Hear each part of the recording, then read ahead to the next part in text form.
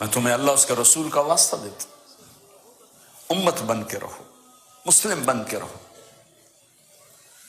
कोई गुंजाइश नहीं। अपने अपने अकीदे पर पक्के रहो, दूसरे के लिए गुंजाइश रखो। अपने अपने अकीदे पर पक्के रहो, दूसरे के लिए गुंजाइश रखो। ये तारिक जमील साहब का कहना है और यही बात वो आज का एक अपने आप को जो पढ़ा लिखा तबका समझता है वो भी यही कहता है। किसी को बुरा मत कहो, अपने अपने अकीदे पर रहो, एक दूसरे के लिए गुंजाइश रखो। सुनने में अच्छा लगता है, मगर सवाल ये पैदा होता है कि क्या ये अकीदा कुरान का है? क्या ये अकीदा हदीस में है? क्या ये सहाबा का अकीदा है? क्या अल्लाह ने हमें ये छूट दी है कि ए मुसलमानों तुम 365 अकीदे में तब्दील हो जाओ, मगर अपने अपने अकीदे पर कायम रहो और एक दूसरे के लिए गुंजाइश रखो? क्या ख्याल है आपका, इस्लाम में ऐसा अकीदा है? और अगर ऐसा अकीदा है कि एक दूसरे के लिए गुंजाइश रखो और अपने अपने अकीदे पर कायम रहो, ये जुमला याद रखिएगा, पूरे इसी जुमले पर मेरी तकरीर है आगे की। अगर ये अकीदा इस्लाम का है कि एक दूसरे के लिए गुंजाइश रखो और अपने अपने अकीदे पर कायम रहो, तो फिर जाहिर है ये अकीदा में कुरान में मिलना चाहिए, यही अकीदा हदीस में मिलना चाहिए, यही रसूलुल्लाह की सीरत में मिलना चाहिए। मगर सीरत रसूल में तो हमें एक अलग बात नजर आती है। मौलाना तारिक जमील से लेकर उनकी जमात के जितने इनके मानने और चाहने वाले हैं और जो इस नजरिए के कायल हैं, उनसे सिर्फ एक मुतालबा है मेरा, सिर्फ एक छोटा सा मुतालबा। वो इस मुतालबे को पूरा कर लें, मैं उनकी गुलामी करने के लिए तैयार हूं। और मुतालबा यह है कि मुझे कुरान में सिर्फ एक ऐसी आयत दिखा दे कि जिसमें अल्लाह ने फरमाया हो कि ऐ लोगों अपने अपने अकीदे पर कायम रहो और एक दूसरे के लिए गुंजाइश रखो। बस कुरान में एक आयत दिखा दीजिए ऐसी। कसम खुदा की कयामत आ जाएंगी, कुरान में एक ऐसी कोई आयत दिखा नहीं सकता माई का लाल। अरे हमें तो रसूलुल्लाह की सीरत में ये मिलता है कि आका सल्लल्लाहु ताला अलैहि वसल्लम ने जब ऐलान नबुव्वत फरमाया तो मुशरिकीन जमा हुए और हुजूर के चचा अबू तालिब के पास पहुंचे। कहा कि आए अबू तालिब, अपने भतीजे को समझाओ, हम सिर्फ ये चाहते हैं कि वो हमारे माबूदों को बुरा ना कहे। हम 365 माबूदों को पूछते हैं, वो एक खुदा की बात करता है। अगर वो चाहता है कि हम उसके एक माबूद पर ईमान ले आए तो हम उसे भी मानने के लिए तैयार है, लेकिन शर्त यह है कि हमारे माबूदों को भी मान ले और उनको बुरा ना कहे। जहां हमने 365 माना, एक और मानने में हमें क्या तकलीफ है? बल्कि अगर मोहम्मद हमारा बादशाह बनना चाहता है, मोहम्मद को बादशाह बनाने के लिए तैयार है। अगर मोहम्मद माल का तलबगार है तो हम सारे कबीले मिलकर इतना माल जमा करके मोहम्मद को देने के लिए तैयार है कि मोहम्मद से ज्यादा अरब में कोई अमीर नहीं होगा। अगर मोहम्मद को नेक खूबसूरत लड़की चाहिए, मोहम्मद जिस खूबसूरत लड़की की तरफ इशारा कर दे, हम वो लड़की उसके निकाह में देने के लिए तैयार है। हम दौलत देने के लिए तैयार है, हम बादशाह मानने के लिए तैयार है, हम लड़की देने के लिए तैयार है, मगर सिर्फ शर्त यह है कि हमारे माबूदों को बुरा ना कहे। मतलब वही बोली थी जो तारिक जमील की बोली है कि एक दूसरे के लिए गुंजाइश रखिए, अपने अपने अकीदे पर कायम रहिए। हमें 365 को पूजने दीजिए, आप अपने खुदा को पूछते रहिए। ना तुम हमें बुरा बोलो, ना हम तुम्हें बुरा बोले। सुनने में बात अच्छी थी। अबू तालिब गए रसूलुल्लाह के पास, है भतीजे, वो अरब के सरदार आए, उन्होंने ये कहा, ये मुतालबा किया। ए भतीजे, सही तो कहते हैं, उनके माबूदों को क्यों बुरा कहते हो, छोड़ दो। क्या कहा था आका सल्लल्लाहु अलैहि वसल्लम ने? मशहूर वाक़या 12 सुना होगा आपने। कहा कि "ऐ चचा, खुदा की कसम, अगर वो मेरे एक हाथ में चांद लाकर रख दे और एक हाथ में सूरज लाके रख दे तो मैं तब भी हक कहने से खामोशी इख्तियार नहीं करूंगा। मैं हक का इजहार करूंगा। सीरत मुस्तफ़ा तो हमें यह बताती है, मगर ये तारिक जमील साहब की कौन सी थ्योरी है, कौन सी बोली है? मैंने मुतालबा के कुरान अजीम की कोई एक आयत तारिक जमील दिखाए। कयामत आ जाएंगी, कुरान की एक आयत ऐसी नहीं दिखा सकते जनाब ये कि जिसमें अल्लाह ने कहा हो कि अपने अपने अकीदे पर कायम रहो, एक दूसरे के लिए गुंजाइश रखो। बल्कि उसके बरक्स कुरान अजीम में जो हमें चीज मिलती है वो ये मिलती है कि पारा नंबर 1 सूरह बकरा और आयत नंबर 42, खालिक कायनात परवरदिगार हमारा रब इरशाद फरमाता है, वला तलबिसुल हक्का बिल बातिली व तक्तुमुल हक्का व अंतुम तालमून। अल्लाह फरमाता है, ऐ लोगो, हक और बातिल को आपस में ना मिलाओ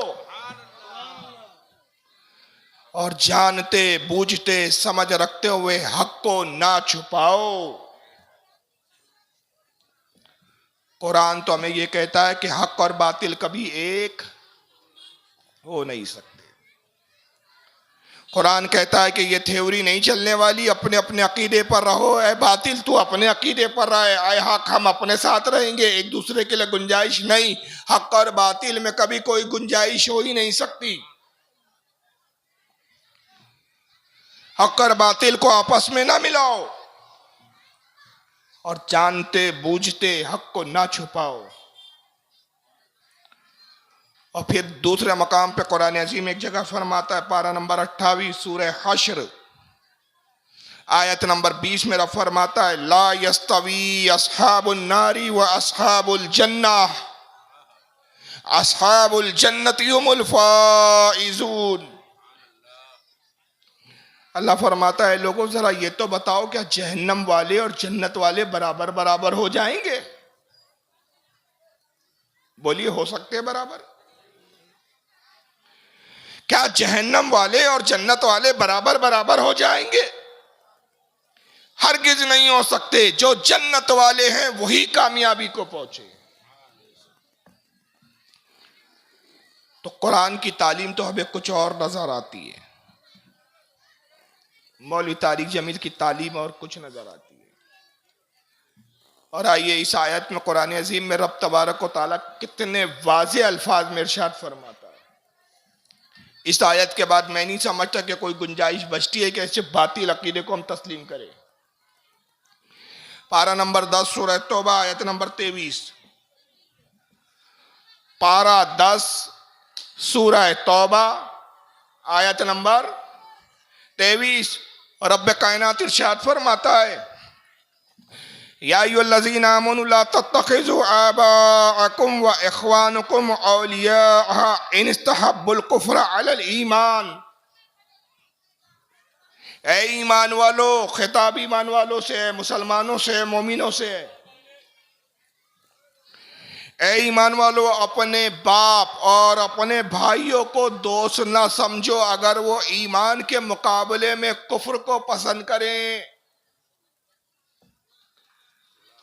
अगर तुम्हारा बाप है और ईमान के मुकाबले में कुफ्र से राजी है तो वो तुम्हारा बाप नहीं। अगर तुम्हारा भाई है, ईमान के मुकाबले में कुफ्र से राजी है तो तुम्हारा भाई नहीं।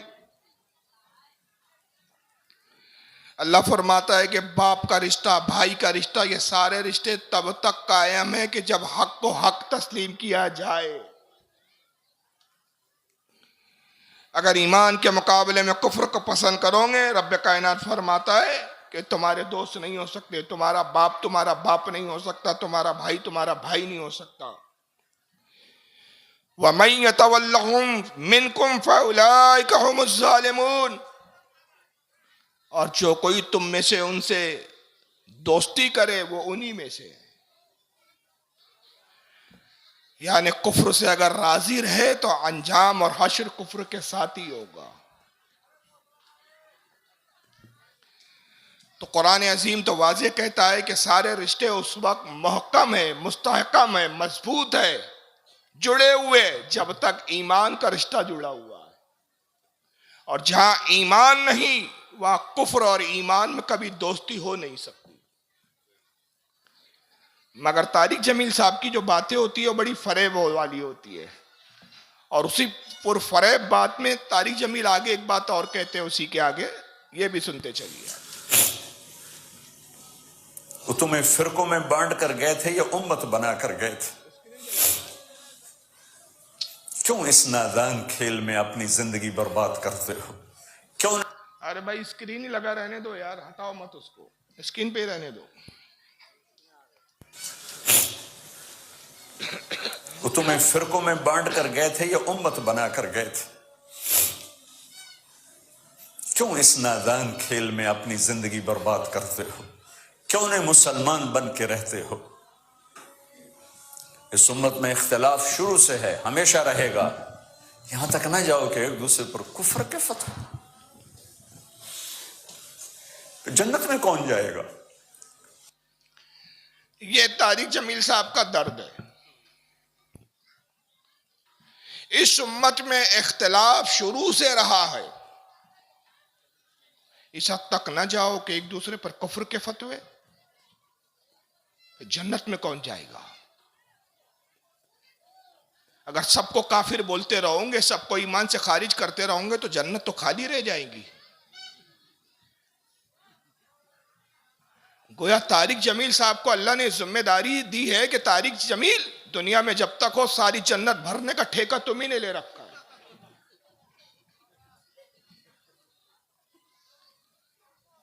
ये सुनने में बड़ी अच्छी लगती है बातें, और ऐसे ही मकर फरेब के लिबादे ओढ़कर ये ऐसे मौलवी आके कौम को गुमराह कर रहे हैं, फिरके ये बना रहे हैं, जमाते ये बना रहे हैं, इल्जाम सुन्नियों पे रखते हैं। हम तो वही हैं जहां कल थे, कल भी गरीब नवाज को मानते थे, आज भी मानते हैं। बुजुर्गों से तो तुम हटे हो, मज़ारों को तुमने छोड़ा है, अपने असलाफ की तालीमात को तुमने अपने पीठ के पीछे डाला है। फिरके तुम बनाते हो, जमातें तुम बनाते हो, नई नई जमात में तुम जाते हो, और जब तुमसे कहा जाता है कि भाई क्यों सुन्नी थे, सुन्नियत को क्यों छोड़ दिए, सुन्नी थे देवबंदी क्यों बन गए, सुन्नी थे अहले हदीस क्यों बन गए, तो कहते हो हक आज समझ में आया है। हमारे बाप दादा कब्र पुछुआ थे, हमारे बाप दादा मुशरिक थे, आज अल्लाह ने हमको तौफीक दी। अबे जाहिल, इस्लाम 1400 साल पहले आया कि अभी आया? तुझे तौफीक आज मिली? इतनी ताखीर और देरी के साथ चल रहा है तू। याद रखिए, जितना रसूलुल्लाह की तरफ हम पीछे जाएंगे उतना इस्लाम से करीब होते जाएंगे। जितना आगे बढ़ेंगे, नए नए फिरके मिलेंगे, उतना रसूल से दूर होते जाएंगे। इस उम्मत में जो इख्तिलाफ रहा, जिसमें एक दूसरे को काफिर नहीं कहा गया, वो फरोई इख्तिलाफ है। याद रखिए, वो मसाइल का इख्तिलाफ है। जैसे इमाम शाफई को इमाम अबू हनीफा से इख्तिलाफ था, इमाम अबू हनीफा को इमाम शाफई से इख्तिलाफ था, इमाम मालिक को इमाम अबू हनीफा से इख्तिलाफ था, इमाम शाफई को इमाम अहमद इब्न हंबल से इख्तिलाफ था, इमाम अहमद इब्न हंबल को इमाम शाफई से इख्तिलाफ था। मगर ये इख्तिलाफ फरोई इख्तिलाफ था, मसाइल के इख्तिलाफ थे, ईमान और कुफ्र के इख्तिलाफ नहीं थे। और मसाइल के इख्तिलाफ की बुनियाद पर एक दूसरे को काफिर नहीं कहा जाता। काफिर उस वक्त कहा जाता है कि जब इख्तिलाफ अकीदे में हो। जो आज फिरके बन रहे हैं, बन चुके हैं, बन रहे हैं, इनसे जो इख्तिलाफ है वो कुफ्र ईमान का इख्तिलाफ है। और तारिक जमील साहब कह रहे हैं कि अगर एक दूसरे को काफिर कहोगे तो जन्नत में कौन जाएगा? तो इसका जवाब ये देना चाहता हूं कि मौलवी तारिक जमील साहब, आप इस फिक्र में घुलिए मत। जन्नत में वही जाएगा जिसको आका चाहेंगे। इसलिए कि जन्नत आका को अल्लाह ने हिबा कर दी और मेरे आका ने बता दिया 72 जहन्नम में जाएंगे, एक जन्नत में जाएगा। रसूल ने यह नहीं बताया कि एक दूसरे के लिए गुंजाइश रखो, सब के सब जन्नत में जाएंगे। उन्होंने ने कहा सब नहीं जाएंगे। कितने जाएंगा? एक ही फिरका जाएगा और वो होंगे अहले सुन्नत व जमात। और हमारा दावा है कि वो अहले सुन्नत व जमात हम ही है। अब आप कहेंगे इसकी दलील क्या है? तो तारिक जमील का पहला बयान याद कर लीजिए, एक दूसरे के लिए गुंजाइश रखो। ये तारीख इस्लाम में एक पहला फिरका जो निकला था वो शिया फिरका था। इस शिया फिरके की खुदा के ताल्लुक से क्या अकीदा है? इस फिरके का एक मौजूदा मौलवी मैं दिखाना चाहता हूं जो जिंदा है, मौजूद है, जवान है, और ये तकरीबन हर आज के मौजूदा शिया मौलवी का अकीदा है। आइए जरा देखिए इस मौलवी को। नाम है आकिब रजा। सरकारे अबू तालिब ने सोचा अली 13 रजब को फजर के वक्त आया। सरकारे अबू तालिब ने सोचा अली 13 रजब को फजर के वक्त आया। कि चलो आज वो जो मक्का में पादरी बना बैठा था और हर एक को जायचा बनाता था कि फुला बच्चा कब पैदा होगा, वो किन खसूसियात का मालिक होगा, वो क्या करेगा क्या नहीं करेगा। अबू तालिब कहते मेरे दिल में ख्याल आया, पहली बार ये बात कह रहा हूं। अबू तालिब कहते मेरे दिल में ख्याल आया कि मैं जाऊं और उससे जाकर पूछूं कि बता 13 रजब को फजर के वक्त इस वक्त में आने वाला बच्चा किन सिफात का मालिक होगा। ये सोच कर डीजी खान वालों सोच में ना पड़ना, चलो नजफ और मक्का चलते हैं। अबू तालिब पादरी के पास आए, एहतराम अबू तालिब में पादरी खड़ा हुआ। क्यों आए? अबू तालिब कहते जरा एक जायचा बना, क्या जरा देख तो सही, 13 रजब फजर के वक्त इतने बजकर इतने मिनट पर एक बच्चा पैदा हुआ है, बता वो किन सिफात का मालिक होगा। एक बच्चा आया है, बता वो किन सिफात का मालिक होगा। सिफ्तैन कोसा मुझे हैदिया मस्जिद के इस मिंबर की अजमत की कसम, पादरी ने पर्चा उठाया, कागज कलम लिया, एक जायचा बनाया, देखा, फाड़ दिया, दूसरा लिया, बनाया, फाड़ दिया, तीसरा लिया, बनाया, फाड़ दिया, चौथा लिया, बनाया, फाड़ दिया। जब लातादाद जायचे बनाता रहा, फाड़ता रहा, अबू तालिब ने कहा बताता क्यों नहीं कि 13 रजब को इतने बजे जो बच्चा आया वो क्या होगा। पादरी खड़ा होकर कहने लगा अबू तालिब जो वक्त तू बता रहा है उसमें अल्लाह तो पैदा हो सकता है, बच्चा पैदा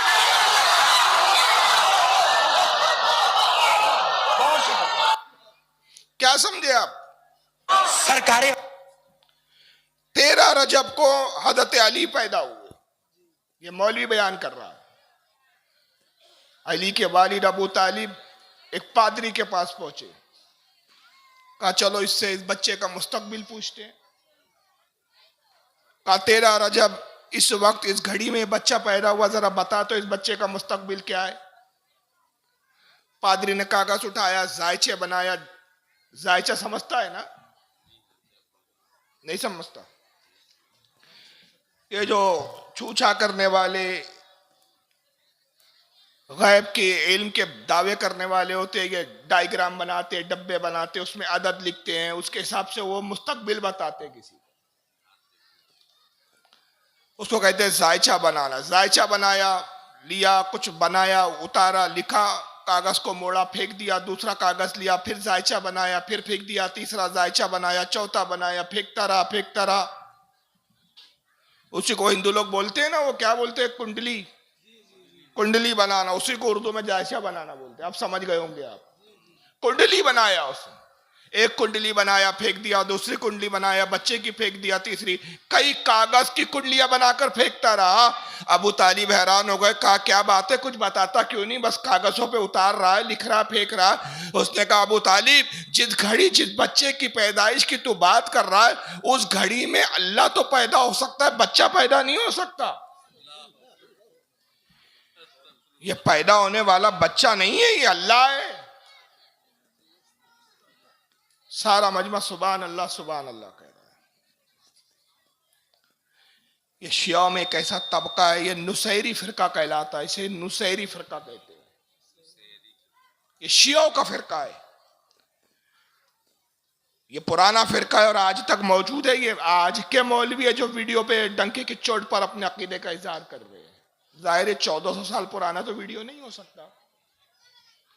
आइए इसी फिरके का, इसी जमात का, इसी शिया फिरके का एक और मौलवी देख लीजिए। इसका नाम है जाफर जटोई। जरा सुनिए ये क्या कहता है। गाड़ी मेरे पास है, ये चाबी अभी दूंगा। देखिए चैलेंज के साथ बोल रहा है। उनको अपने बातिल अकीदे पर यकीन कितना है। गाड़ी दूंगा बोलता, चाबी दूंगा। पाकिस्तान का रहने वाला है, लाहौर में आओ बोलता, वहां जो मेरा घर है, प्रॉपर्टी है, वो भी दे दूंगा। अब चैलेंज करता है, वो सुनिए। अभी गाड़ी मेरे पास है, ये चाबी अभी दूंगा। बाकी जितनी जायदाद लाहौर जाकर तुम्हारे नाम लगवा दूंगा। कोई बंदा उठे, कोई उठे, वो मुझे हजरत सलमान फारसी से एक सवाल साबित करे कि कभी सलमान ने अली से पूछा हो, या अली तख्त खिलाफत आपका है, छीनते क्यों नहीं? जिन्होंने बतूल का हक नहीं दिया, उनके दरबार में क्यों जाते हो? जो मोहम्मद के जनाजे में नहीं है, आप उनके पास बैठते क्यों हो? सलमान के स्टैंडर ही नहीं, सलमान के स्टेटस ही नहीं, सलमान ये बातें पूछता ही नहीं, क्योंकि सलमान को पता है अली मिंबर पे हो या मुसल्ले पे हो, खलीफा अली है। सलमान क्या बातें पूछता है? सलमान क्या पूछता है? सलमान कहते मौला आप कब से हैं? मजबूरी है मेरी, मैं बटन खोलूं, स्वेटर उतारूं, बैल टूंगूं, मेज भन्ना सभी कर जाकर तुम में फेंकूं, फिर मुझे दांत दोगे। सलमान कहते मौला आप कब से हैं? अली फरमाते जब से वो है।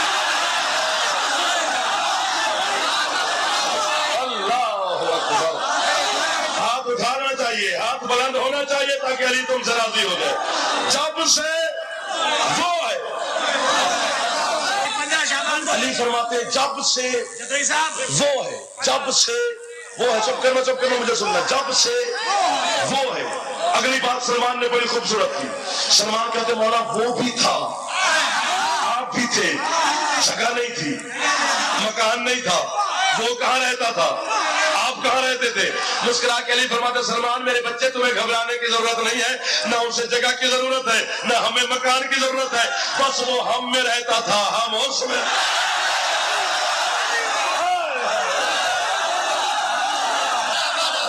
वो हम में रहता था, हम उसमें रहते। फरमाते वो हम में रह के हमें ढूंढता रहा।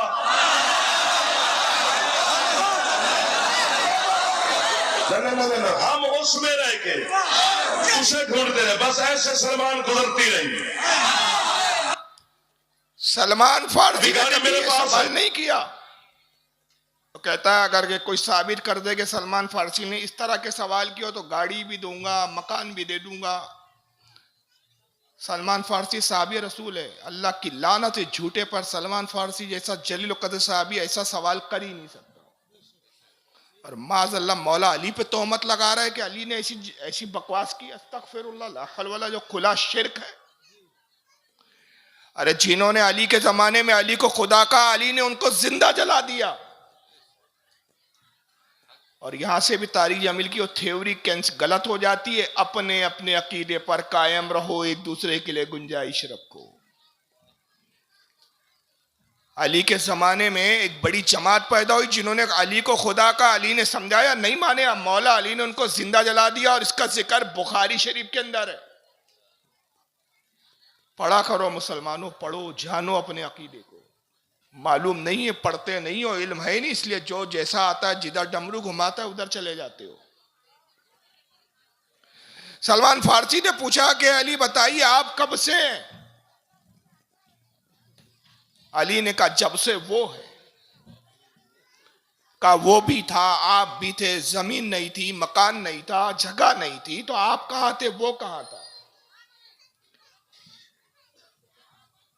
तो अली ने जवाब दिया कि ना उसे जगह की जरूरत, ना हमें मकान की जरूरत। वो हम में रहता था, हम उसमें रहते थे। हम उसमें रहकर उसको ढूंढते थे, वो हम में रहकर हमको ढूंढता था। एक दूसरे को ढूंढते रहते थे, बस इसी तरह गुजर रही थी। ये अकीदा इस्लामी अकीदा है कि कुफरी अकीदा है? जरा आप बताएं। क्यों भाई, तारिक जमील की थ्योरी याद कीजिए ना, अपने अपने अकीदे पर कायम रहिए, एक दूसरे के लिए गुंजाइश रखिए। क्यों काफिर बोलते हो आप किसी को? इख्तिलाफ तो शुरू से रहा उम्मत में। अरे जाहिल तारिक जमील, क्या ये इख्तिलाफ भी काबिल कबूल है? इसमें भी गुंजाइश है। अकीदा तौहीद बुनियादी अकीदा, उसमें जर्रा बराबर भी कमी हो तो वह अकीदा कबूल नहीं किया जाएगा। अल्लाह रब्बुल इज़्ज़त के बारे में वाज़ेह अकीदा है कि अल्लाह फरमाता है कुल हुवल्लाहु अहद अल्लाहुस समद लम यलिद वलम यूलद वलम यकुल लहू कुफुवन अहद। ए महबूब फरमा दे अल्लाह एक है। कितना है अल्लाह? याद रखिए बस, अब इसके आगे का वीडियो देखिएगा। अल्लाह एक है, वो बेनियाज है, उसको किसी की परवाह नहीं। लम यलिद वलम यूलद, ना उसने किसी को जना ना वो किसी से जना गया। कुफुवन अहद यानी उसका कोई साझीदार, जोड़ीदार, रिश्तेदार, अजीज अकारिब कोई नहीं उसका, वो यकता और तन्हा। मगर आइए शियाओं का अकीदा देखते चले। एक दूसरे मौलवी साहब है, तीसरे मौलवी को देखे, नाम है अली बाकर। खुमैनी अपनी किताब सिरुसलात में लिखते हैं, खुमैनी अपनी किताब सिरुसलात में लिखते हैं, खुमैनी अपनी किताब सिरुसलात में लिखते हैं, इमाम के कौल के साथ कुछ भी नहीं बचेगा। सूरज, चांद, सितारे, नजम, कवाकिब, रूहें, जिन्स, इंस, फरिश्ते, कुछ भी नहीं बचेगा, सिर्फ अल्लाह। अल्लाह रह जाएगा, अल्लाह ही होगा बस, और कुछ नहीं होगा। हर जगह हु होगा, हु का आलम होगा, सिर्फ अल्लाह रह जाएगा। जब वो अकेला रह जाएगा तो खुमैनी कहते हैं अकेले में उसका दिल घबराएगा।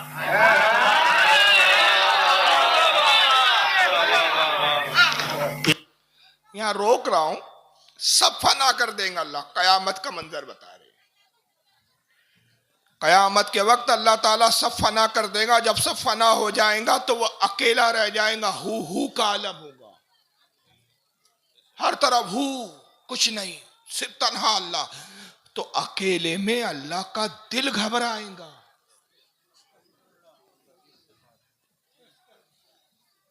अब इन जाहिलों को कौन समझाए कि अल्लाह जिस्म से पाक, जिस्मानियत से पाक, मद्दों से पाक, मटेरियल से पाक, जगह से पाक, जहत से पाक, सिमतों से पाक, जमाने से पाक, हमेशा से था, हमेशा है, हमेशा रहेगा। उसकी जात अजाली, आबादी, गैर हादिस। जब कुछ ना था तो वो था, जब कुछ ना होगा तो भी वो होगा। और याद रखिए, डरता तब है आदमी, जी तब घबराता है जब उससे कोई ताकतवर मखलूक उसके सामने हो। भाई आप जंगल जा रहे हैं तो डरने लगे, क्यों? क्योंकि आप जानते हैं कि अगर शेर मिल गया तो शेर आपसे ज्यादा ताकतवर है, आपको फाड़ खाएगा। किसी सुनसान वीरान मकान में आपको किसी ने छोड़ दिया, आप परेशान हो गए, डरेंगे। क्यों? क्योंकि आपको डर लग रहा है कि हो सकता है कोई शयातीन, भूत प्रेत ना आ जाए। क्योंकि भूत प्रेत शैतान ये आपसे ताकत में ज्यादा है। तो जो ताकत में ज्यादा हो उससे आदमी घबराता है, डरता है। अल्लाह से ज्यादा ताकतवर कौन? अल्लाह के अलावा कौन जो अल्लाह को डरा है कि अल्लाह का जी घबरा रहा है? माज़अल्लाह। अब देखिए, जब अल्लाह डरेगा तो क्या होगा, उसका दिल घबराएगा तो क्या होगा? सुनिए मौलवी की। नहीं होगा, हर जगह हु होगा, हु का आलम होगा, सिर्फ अल्लाह रह जाएगा। जब वो अकेला रह जाएगा तो खुमैनी कहते हैं अकेले में उसका दिल घबराएगा।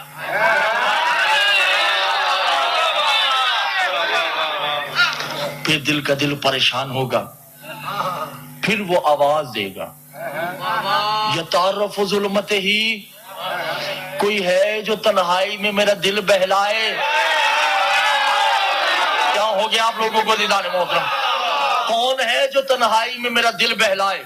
यानी अल्लाह इतना ला इल्म है सब फना कर दिया, उसको मालूम ही नहीं कि कोई नहीं बचा, फिर भी आवाज लगा रहा है, कोई है जो मेरा दिल बहलाए।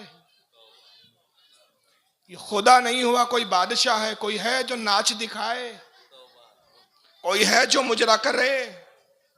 क्या बना दिया तुमने खुदा को? क्या समझते हो तुम अल्लाह को? अल्लाह आवाज देगा, कोई है जो इस तन्हाई में मेरा दिल बहलाए, डर रहा हूं मैं, मेरा दिल घबरा रहा है। फिर एक आवाज आएंगी, जरा सुनिए आगे। कौन है जो तन्हाई में मेरा दिल बहलाए? उस वक्त मासूम ने कहा कि एक आवाज आएगी, अना अंतल कल्बुल हुलूब, हम है ना तेरा दिल बहलाने के लिए। उस वक्त अल्लाह कहेगा आईना आईना, ये आवाज कहां से आई है? एक आवाज आएंगी, अना, मैं हूं ना तेरा दिल बहलाने के लिए। तो उस वक्त अल्लाह कहेगा आईना आईना, कहां से आवाज आई? कुछ पता नहीं उसको, बेइल्म लाइल्म।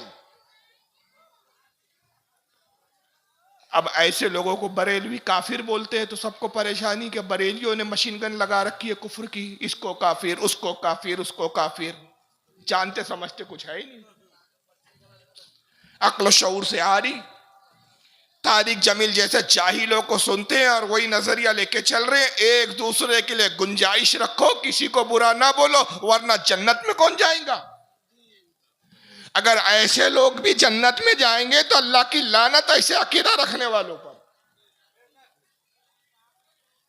अल्लाह को नहीं पता, आवाज आएंगी, आईना आईना। अल्लाह कहेगा कहां है, कौन है, किधर से आई आवाज? अब आवाज किसकी आई वो सुनिए। तेरा दिल बहलाने के लिए। उस वक्त अल्लाह कहेगा आईना आईना, ये आवाज कहां से आई है? अल्लाह कह रहा है जिससे कोई शय पोशीदा नहीं, वो कह रहा है आवाज कहां से आ रही, ये आवाज कहां से आ रही है? काना अलीयन, मैं अली हूं। इधर से आवाज आएगी आना मोहम्मद, मैं मोहम्मद हूं। इधर से आवाज आएगी आना फातिमा, इधर से आवाज आएगी आना हसन, इधर से आवाज आएगी आना हुसैन। हम पांच है ना तेरा दिल बहलाने के लिए। उस वक्त अल्लाह जिसका चेहरा नहीं मुस्कुरा के कहेगा मैंने तो ये कहा ही नहीं कि तुम मेरा दिल बहलाओ, तुम तो मैं हूं। मैं कह रहा हूं तुम्हारे अलावा कोई है जो मेरा दिल बहलाए, तो आवाज आएगी अल्लाह बल फज़ल अब्बास है।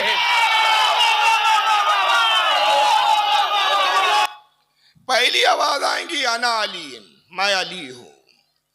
दूसरी आवाज आएंगी अना मोहम्मद, मैं मोहम्मद हूं। तीसरी आवाज आएंगी अना हसन, चौथी आवाज आएंगी अना हुसैन, पांचवी आवाज आएंगी अना फातिमा।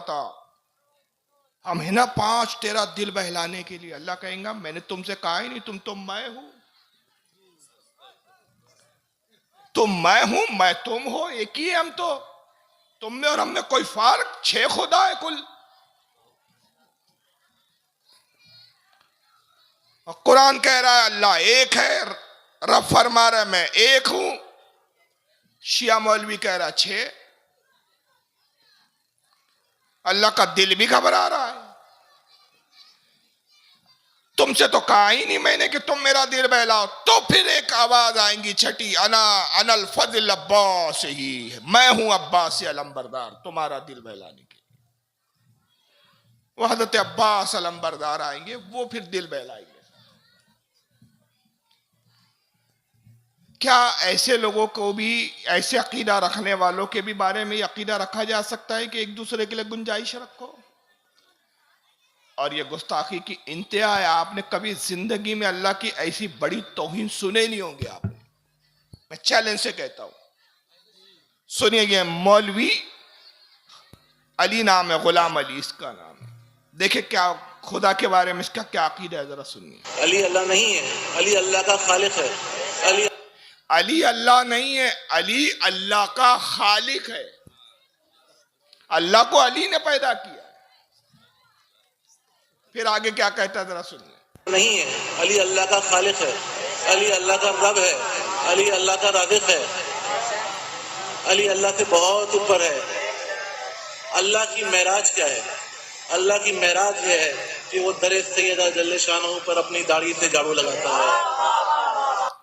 अली अल्लाह से बहुत बड़ा है। अल्लाह की मेराज यह है कि वो दर सैयदा पर हजरत फातिमा के दरवाजे पर अपनी दाढ़ी से झाड़ू लगाता है। ये अल्लाह की मेराज है। ये तो गुस्ताखी काफिर भी नहीं करते थे। और आगे सुनिए। से झाड़ू लगाता है। अल्लाह की मेराज ये है कि वो दर सैयदा जल्ले शानहू पर सजदा करे। अल्लाह के सर का ताज जनाब सैयदा की नालैन की मट्टी है। जनाब सैयदा पाक के नालैन की मिट्टी में अल्लाह पोशीदा रहता है। नालैन समझता है ना, जूते को बोलते हैं। नालैन की मट्टी है। जनाब सैयदा जल्ले शानहू की नालैन की खाक में अल्लाह पोशीदा रहता है। यह है तौहीद। हम कोई तौहीद के मुनकिर नहीं है, हम कोई नुसैरी नहीं है। नुसैरी तो सिर्फ कहते हैं अली अल्लाह, हम कहते हैं अली खालिक अल्लाह, अली राज़िक़ अल्लाह, अली रब्बुल अरबाब। हम नुसैरी नहीं है, ये है तौहीद। तो कहता ये है तौहीद। हम तौहीद के मुनकिर नहीं है। हम तो ये कहते हैं कि अली खालिक अल्लाह है, अली राज़िक़ अल्लाह है। अल्लाह को रिज़्क़ और खाना अली देता है। इसका खुदा, इसका अल्लाह, माज़ अल्लाह, अस्तग़फिरुल्लाह, 100 बार माज़ अल्लाह, करोड़ बार माज़ अल्लाह, खाना भी खाता है और वो खाना अली देता है। ये वो अकीदे है जिसकी बुनियाद पर हम अहले सुन्नत व जमात शियाओं को मुसलमान नहीं समझते। और जो ऐसी जमातें हैं जो ढंडोरा पीटते हैं कि किसी को बुरा नहीं कहना चाहिए, तो समझ लीजिए इनका भी हश्र इन्हीं के साथ होने वाला है। क्योंकि कुरान अजीम ने कह दिया कि जो इनसे दोस्ती करे ये उन्हीं के साथ है।